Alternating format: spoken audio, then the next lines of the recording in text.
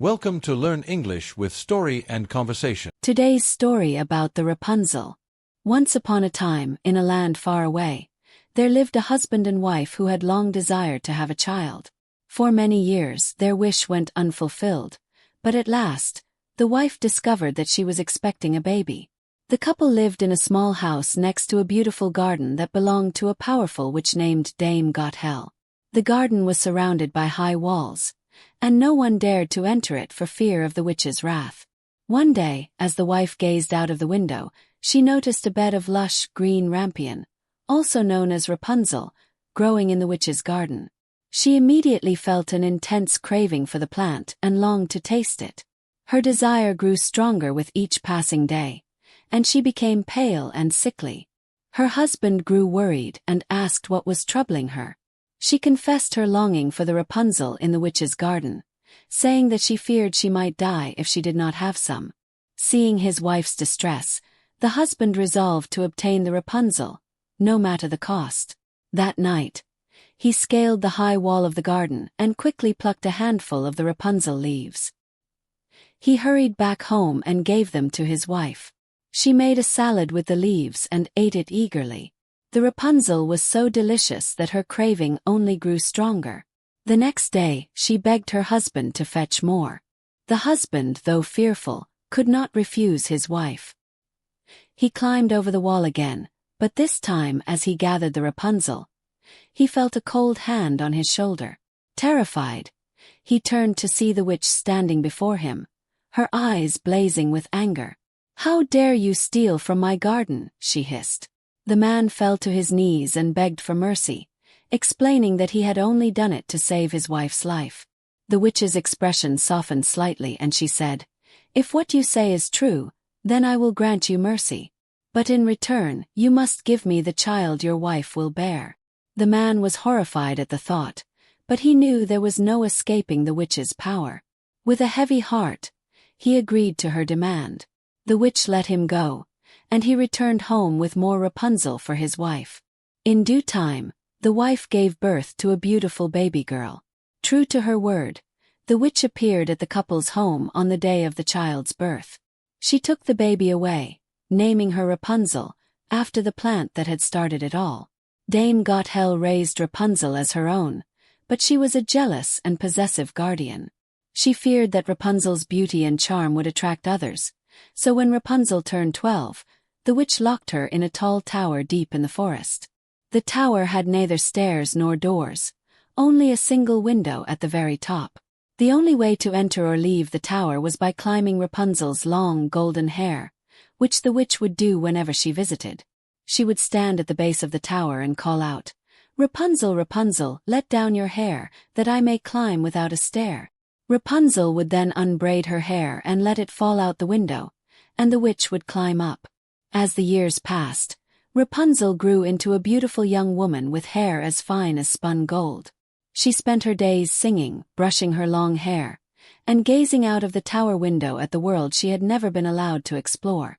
Though her life was lonely, she had no knowledge of the world beyond the tower and did not question her confinement. One day, a prince was riding through the forest when he heard a voice so sweet and pure that he stopped in his tracks. He followed the sound and discovered it was coming from a tall, windowless tower. The prince was enchanted by the voice and longed to see the singer. He searched for a way into the tower but found none. As he was about to leave, he saw the witch approach. He hid behind a tree and watched as she called out, "Rapunzel, Rapunzel, let down your hair, that I may climb without a stair." To the prince's amazement, a long braid of golden hair fell from the window, and the witch climbed up. The prince was astonished by what he had seen. He waited until the witch left, then decided to try the same approach. He called out, "Rapunzel, Rapunzel, let down your hair, that I may climb without a stair." To his delight, the golden braid appeared, and he climbed up to the window. When he reached the top, he was met by Rapunzel, who had never seen a man before and was frightened at first. But the prince spoke kindly to her, explaining that he had been drawn to her by her beautiful singing.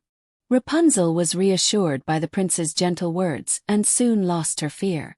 They talked for hours, and the prince told her about the world outside the tower.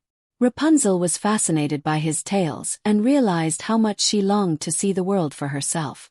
The prince visited her every day, always climbing up her hair. They soon fell in love, and the prince asked Rapunzel to marry him. She agreed, but they both knew they needed a plan to escape the tower. Rapunzel came up with a clever idea. She told the prince to bring a skein of silk each time he visited. She would weave the silk into a strong ladder, long enough to reach the ground. Once the ladder was ready, they would use it to escape together. For several months, the prince brought Rapunzel the silk, and she worked on the ladder in secret. But one day, as Dame Gothel was visiting, Rapunzel accidentally let slip that the prince had been visiting her. In a moment of thoughtlessness, she asked, "Why is it that you are so much heavier to pull up than the prince?" Realizing what Rapunzel had said, the witch was furious. In her rage, she seized a pair of scissors and cut off Rapunzel's hair. Then, she banished Rapunzel to a desolate desert, where she would have to live alone, far from anyone she loved. The witch waited in the tower with Rapunzel's severed braid. When the prince arrived that evening and called out, "Rapunzel, Rapunzel, let down your hair," the witch threw down the braid. The prince climbed up, but instead of finding Rapunzel, he was met by the vengeful witch.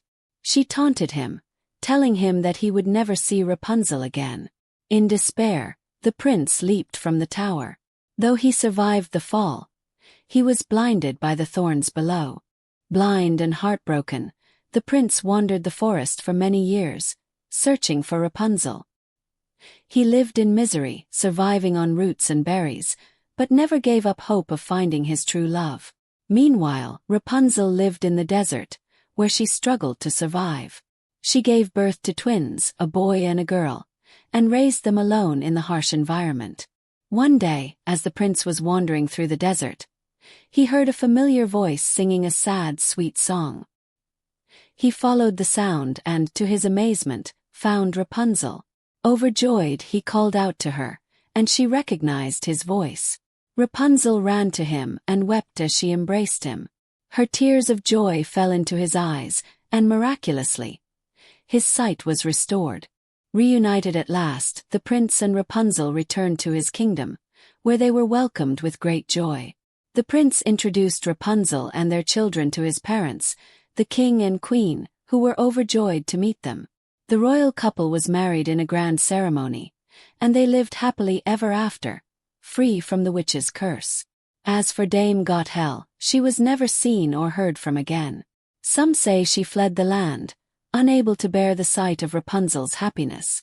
Others believe she met a darker fate, punished for her wicked deeds. Rapunzel and the prince ruled their kingdom with kindness and wisdom. Their love grew stronger with each passing year, and they often told their children the story of how they had found each other against all odds. And so, the story of Rapunzel became a legend, passed down through the generations, a tale of love, courage, and the triumph of good over evil. Thanks for watching my video. Please subscribe my channel and press the bell icon.